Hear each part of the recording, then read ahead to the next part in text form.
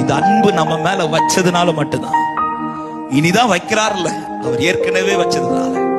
எனவேதான் பைபிள் ஒரு வார்த்தை இருக்கு, அவர் முந்தி நம்மிடத்தில் அன்பு கூர்ந்தார். அவர் வச்ச அன்பு இப்படிப்பட்ட அன்புனால்தான் நம்முடைய செயல்கள், நம்முடைய கிரியைகளை பார்த்தா உண்மையிலே அவர் என்னைக்கும் நம்மளை விட்டுருக்கணும் இல்ல.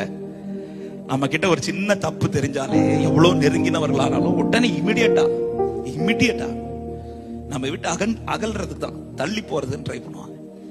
நம்முடைய உண்மையான கிரியைகள், நம்முடைய செயல்கள் இதெல்லாம் ஆண்டவருக்கு தெரியும். அவ்வளவு தெரிஞ்ச பிறகும் அவரால் ஏன் நம்மளை விட முடியலன்னா, அவர் நம்ம மேல வச்ச அன்பு. உண்மையிலே நம்முடைய செயல்கள் நமக்கே சில நேரத்துல நம்ம செயலை நமக்கே பிடிக்கலனா, ஆனா அதெல்லாம் அவர் தெரிஞ்சோம். ஏன் அவருக்கு தள்ளி விடுறதுக்கு மனசு வரலன்னா, அவர் அன்பை வச்சிட்டார்.